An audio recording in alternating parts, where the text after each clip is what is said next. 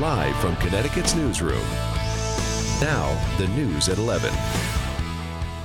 Good evening, I'm Lori Perez in for Allison Morris. First on Fox, parents are fuming and the superintendent wants her out. The future of a Bridgeport Elementary School principal accused of hitting and dragging students is hanging in the balance tonight. Fox Connecticut's Bo Berman talked to those in charge of her fate. He joins us from the newsroom. Bo? Yeah, well, Lori, it's probably not uncommon to have, say, a baseball in your office on your desk, but this Bridgeport principal had a baseball bat in her room and is accused of slamming it on a desk in front of a special needs student. Perhaps even worse, she faces allegations of hitting one student and dragging another. 35-year school system veteran Carmen Perez Dixon is accused of, quote, popping a student in the head and dragging another student across the floor like she was, quote, a sack of potatoes. This, according to a Connecticut Post report from inside the public termination hearing. It's a hearing that Dixon asked for and oddly requested to be public. We have to look at a lot of data and weigh the facts and based on these claims and come to a fair and impartial decision. We spoke with several current and former students at Tisdale Elementary Thursday, most aware of the allegations against the former principal. No teacher, principal, anybody should be putting their hands on other kids. According to the Post, the district's chief administrative officer took the accusations seriously when she saw video of the principal dragging children from under a table in a classroom all the way down a hallway. The administrator believes there was physical abuse and a pattern of fear and intimidation at the school. This includes an accusation that Dixon slammed a baseball bat on her desk in front of a student with special needs. Our job right now as a board is to hear all the facts and to listen to both sides of the story. But thus far, the board members have only heard the story of the school secretary, teacher's aide, and others testifying against Principal Dixon. Our call and email to Dixon's attorney, Josephine Miller, were not answered or returned. We visited Principal Dixon at her home Thursday for comment. Hi, I'm Bo Berman. I'm with Fox Connecticut News. When asked about the charges of abuse surfacing publicly, she refused to discuss the case, other than to say this. It's okay, I'll have my day. And Dixon is indeed expected to have her chance to share her side of the story before the board, coming up at the next hearing on September 4th. This case is important because we need to hear the facts and make a decision about the lives of children, but also the lives of our professionals that work within our district. Now, again, while sources confirm DCF investigated all of this, the agency legally cannot release a status or details of their investigation publicly. The Board of Education vice chair hopes to have a decision on Dixon's employment status within the next 2 weeks. And according to the Post report, the district's chief administrative officer testified that Principal Dixon told her that she has that baseball bat or had it in her classroom, quote, to protect herself from parents. Reporting in the newsroom, Bo Berman, Fox, Connecticut. This was a very grave case. Justice comes at the end of a trial, not before. A Massachusetts grand jury has officially indicted Bristol native and former NFL player Aaron Hernandez for the first-degree murder of Odin Lloyd. Hernandez was also indicted on 5 weapons charges. Prosecutors say he orchestrated the execution-style murder of Lloyd, whose bullet-riddled body was found a half-mile from Hernandez's Massachusetts home in June. But his defense team says they are happy to move forward. We are now pleased with the indictment that will put us on a path towards trial. There has been an incredible rush to judgment in this case. It has been based on innuendo and misrepresentations of facts. Hearsay and opinion has been represented as fact and as evidence, and it is not. Hernandez is being held without bail and pleaded not guilty to the charges. His case will be transferred to Superior Court. If convicted, he could face life in prison. The man prosecutors call Hernandez's right-hand man was also indicted today. Ernest Wallace is charged with being an accessory after the fact and is being held on $500,000. Authorities say surveillance video shows Lloyd getting into a car with Hernandez, Wallace, and a man named Carlos Ortiz the night of the murder. Wallace and Ortiz are also from Bristol. Tonight in Bridgeport, a facelift for a 90-year-old rail system, part of Metro North's overhead rail power system, also known as the catenary system, will be replaced. The system and its sagging wires have been under scrutiny since May's train derailment. Fox Connecticut's Crystal Hall joins us live with more on what the upgrade might mean for commuters. Crystal? Well, Lori, DOT says that it's good news for commuters. Now, where I'm standing at is not far from May's train crash site. It injured dozens, but it also highlighted the need for an investment in the state's rail infrastructure. Tonight, DOT officials held a public hearing addressing what a new catenary system would mean for Metro North and for commuters. It's just another day at Bridgeport's train station. Commuters hustling about. And if the Department of Transportation has their way, these commuters would be traveling with fewer delays, thanks to an upgrade on its rail infrastructure. That'd be great. I mean, anything that reduces delays sounds good. Especially in the winter months when trains run a little slow, that will help.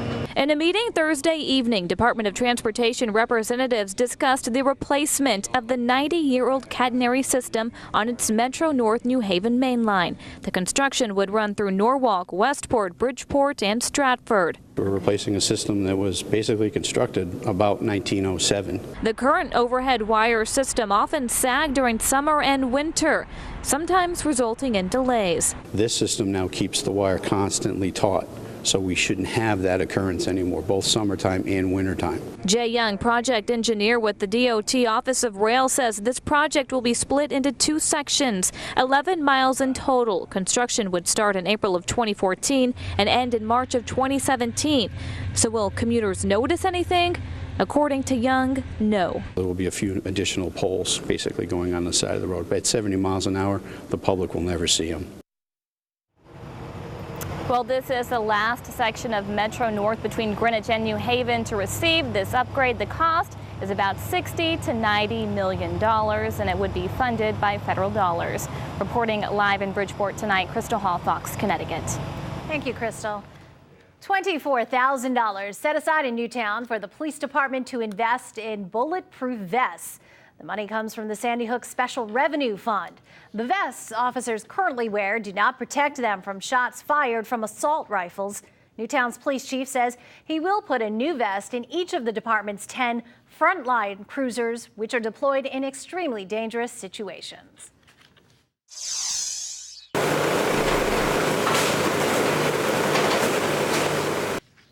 One step forward in the healing process for the East Haven families and a neighborhood whose lives came to a crashing halt this month.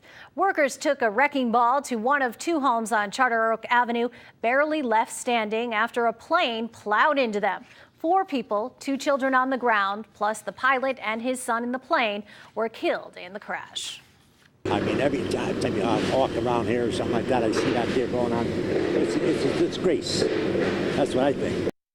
The home that Sade Brantley and Madison Mitchell were in at the time of the crash is expected to be taken down in the next week or two. There are still some environmental concerns about jet fuel that did spill during that crash. A fire captain in New Haven faces reckless endangerment charges after allegedly pulling a gun on a colleague during an argument at the Lombard Street Firehouse. Police say Captain Richard Rife flashed the gun at acting fire captain Frank Ricci and 2 other men on Monday. Rife is free on a promise to appear at his next court date. The head of the emergency services in Hartford is canned by the mayor. He's supposed to be in charge of helping keep residents safe and police on their toes. But a slew of recent incidents have painted a different picture. Louisa Mueller joins us in the studio with more on why Mayor Pedro Segarra says it is time for Andrew Jaffe to go. Louisa? Well, Lori, Mayor Segarra just finished up an investigation into the city's dispatch center. It's unclear which or what incidents spurred the investigation, but what is clear is that the outcome is not good for Andrew Jaffe. Okay, your name? Ma'am? My name doesn't matter. I don't want to put my name Okay, fine. Goodbye. Abrupt hang-up. That's how a Hartford City dispatcher responded to a woman who wanted to anonymously make a report of shots fired last week. And then a dispatcher gave police the wrong address. 39 Limor. Sorry about that. 39 Limor. The next morning, terror in that very same neighborhood. I called last night because there were gunshots fired in our neighborhood. And there were police right here combing the street. And meanwhile, not 20 feet away, there was a guy dying in my neighbor's yard. The body of 21-year-old Valentine Santos was found nearly 9 hours after the call to dispatch. And now, more than a week later, the head of Hartford's Emergency Services and Telecommunications, Andrew Jaffe, has been fired. Frankly, there were just too many instances of what I perceive to be as neglect, circumstances which are not acceptable to us, to the community that we serve. One of those instances, this disturbing racial epithet made by a dispatcher over radio transmission earlier this month. Arguing with neighbors over trash cans. And in 2011, a dispatcher made a mistake that caused an almost 3-month delay in finding a woman's body. Although I've concluded my initial investigation, there will be an ongoing review of the operations there. I'm not happy with the level of service. Police Chief James Ravella will help with the transition in dispatch while the city searches for a new director. Jaffe's firing is effective immediately. He could not be reached for comment this evening. Louisa Moeller, Fox, Connecticut. Tonight in Somerville, Massachusetts, the MIT police officer shot and killed by the Boston bombing suspects was honored for his service. Sean Collier was just weeks away from achieving his dream and becoming a Somerville police officer when he was killed. Tonight, the department posthumously swore him in, then retired his badge. It is a best-selling novel, highly regarded among novelists. Even Oprah recommends it. So why were Connecticut's prisoners denied the right to read it? That's next at 11. The weather conditions that we have right now are quite favorable for additional buildup of this virus. You can visit by day, but can't stay the night. The warning for campers and anyone headed outdoors in one Connecticut town.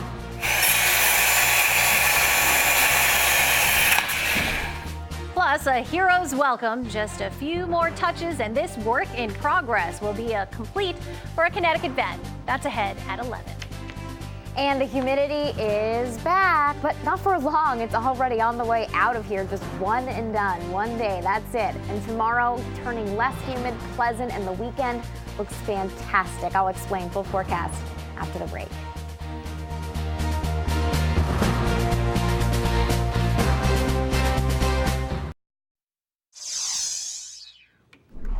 It is case continued for the half-brother of former Massachusetts Senator Scott Brown, who police say stole a boat in Old Lyme and pretended to be a cop. 46-year-old Bruce Brown is accused of stopping 3 different boats on the Old Lyme shore.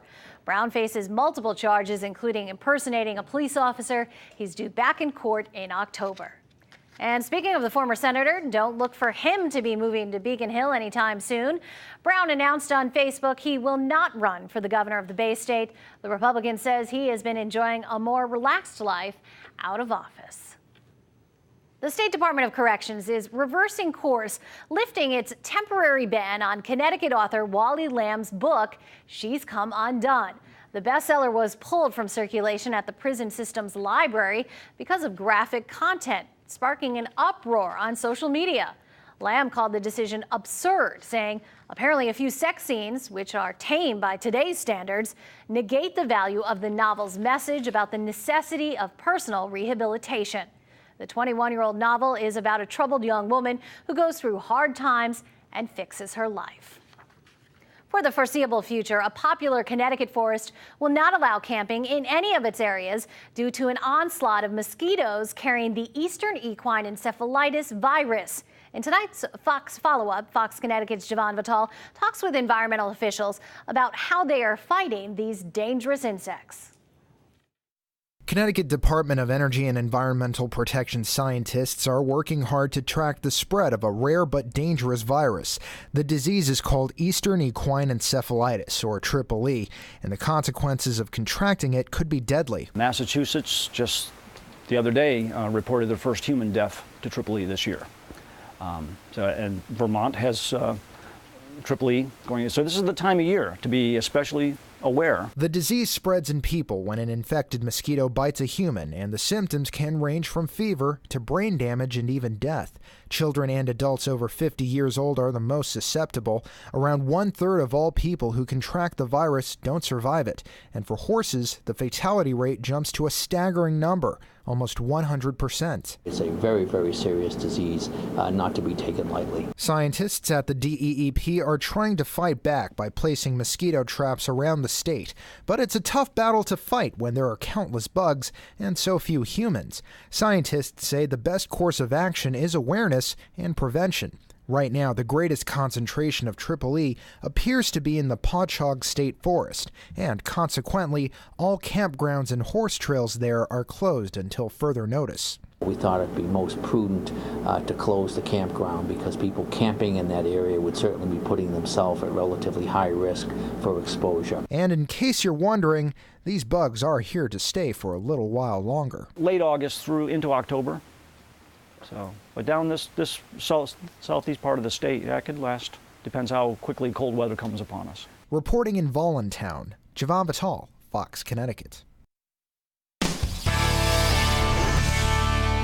Tonight probably reminds you of, say, all of July when it was very humid at night, but this is not going to last. Temperatures right now in the upper 60s and low 70s, but dew points are up around 70 degrees. And with that moist air moving out and drier air pushing in, we've got a couple of thunderstorms that we're keeping our eye on.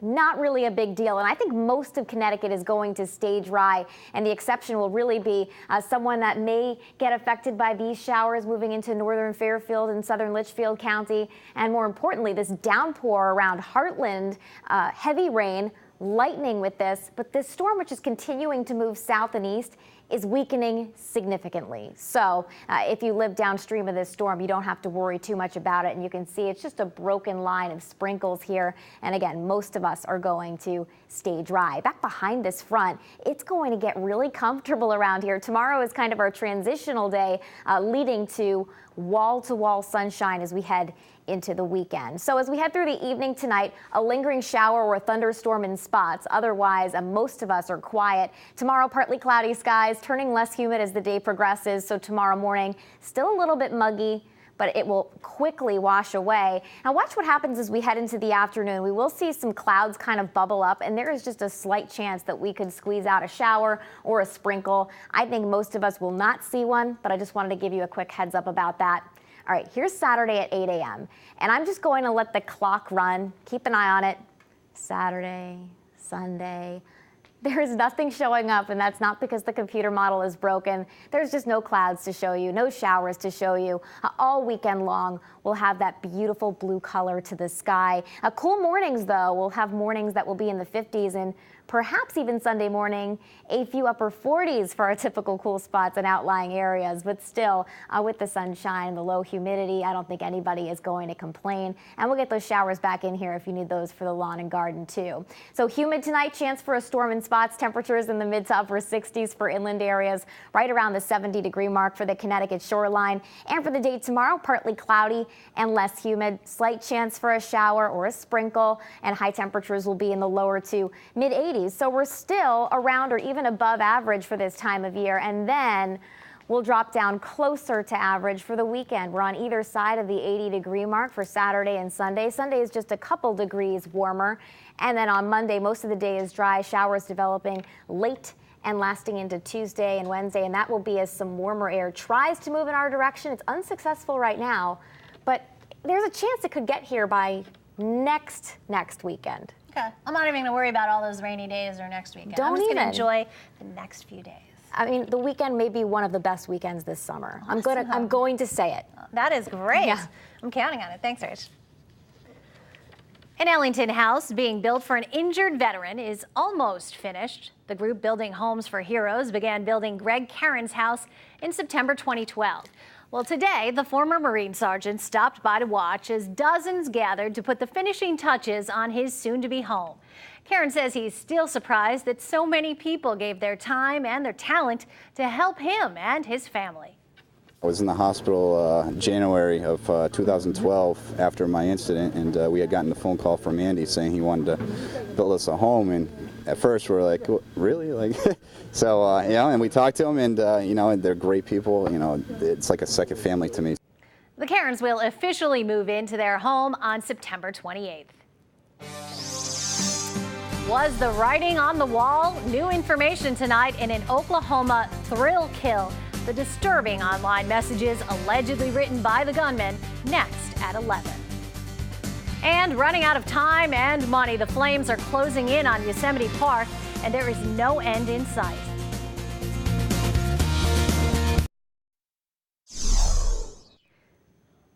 Growing questions tonight over whether the murder of a standout Oklahoma baseball player was racially motivated. 3 teenage boys, 2 black and 1 white, are charged as adults with the killing of 22-year-old Australian Christopher Lane last week.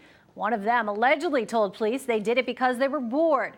Now, newly discovered online messages show the 15-year-old suspect tweeted, "90% of white people are nasty, hate them."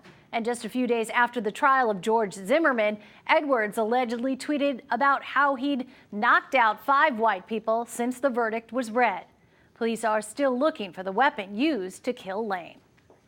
Around 50 people were injured when a tour bus went through a chain-link fence off the side of an interstate in California this morning. The crash happened just outside of Los Angeles. At least 3 people were airlifted to a local hospital, but are expected to be okay. The bus was headed to a California casino. Embattled San Diego Mayor Bob Filner could be on his way out of office if the city council accepts a proposed mediation agreement. The resignation would be effective tomorrow. Filner was in mediation talks earlier this week. 18 women have come forward accusing him of sexual harassment.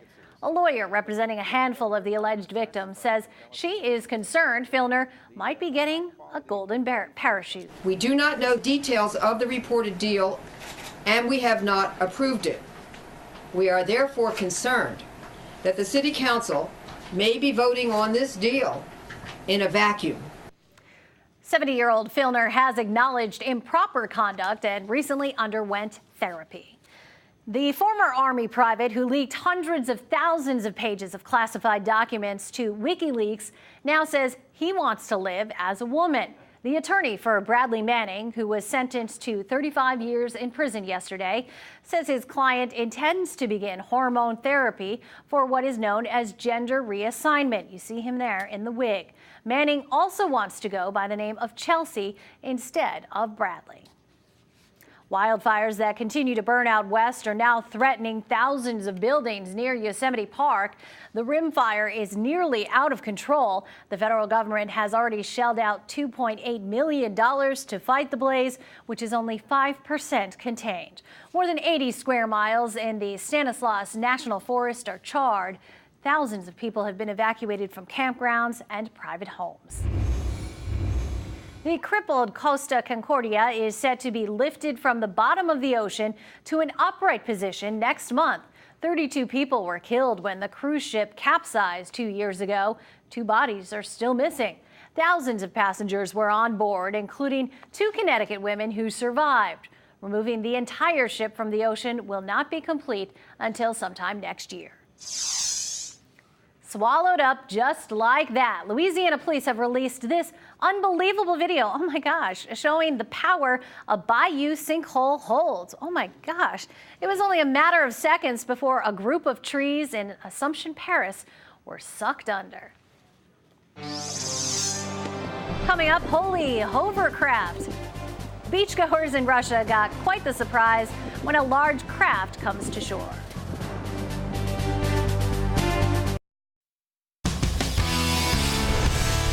The Connecticut Tennis Center was buzzing tonight as 4-time champ Caroline Wozniacki played the next great young American, Sloane Stephens. Wozniacki's been a face of the tournament, while Stephens has been winning over fans as well. First set was up for grabs in the tiebreaker. This shot challenged by Wozniacki. It was ruled out, and the first set goes to Caroline. Second set, Wozniacki up a break. She has Stephens on the run. Coming up here, Caroline will hit the forehand winner for the game. She leads it 3-1. Now, Stephens has to hold serve. Coming up here, she will hit the backhand winner down the line to cut it to a 3-2 Wozniacki lead. Stephens hoping to change the momentum, but Caroline breaks one more time, serves out the match. 7-6, 6-2. Caroline, who plays Simona Halep in the semis, was happy with her performance. You know, I went out there with aggression and I felt like I was playing really well. I was taking the ball early and I was really, really pleased about my game tonight, and I thought Sloane played really well as well. She gets a lot of balls back. She's a really great competitor. She plays her strengths really, really well, and she knows what she's doing. She's a really smart player. And she is. All right, on the scoreboard tonight, there isn't any score. Westport will have to play tomorrow to stay alive in the Little League World Series. They were cleaning off the field at Yankee Stadium today after a long rain delay. And, well, when it finally got going, Andy Pettit, well, pitching pretty well here, gets the strikeout. Bottom of the fifth now tied at 1-all. Vernon Wells, a line drive to center. Rajay Davis, the grab right there. They called it no catch. Oh, well. Run scores. Yanks would go on to win it by a final count of 5-3. And it was a night to honor the U.S. Olympic women's basketball team players from the Sun and the Minnesota Lynx. First quarter, Tina Charles, 2 of her 22 points in the basketball game. However, it was kind of a tough night for the Sun. They ended up losing 91-77 as Maya Moore had 17 for the Minnesota Lynx, who hope to win the championship again. That's it in sports. Lori, back to you. All right, thanks, Bobby. You're welcome. Well, it is certainly not your average day at the beach. Check it out, the unexpected landing that sent jaws dropping after the break.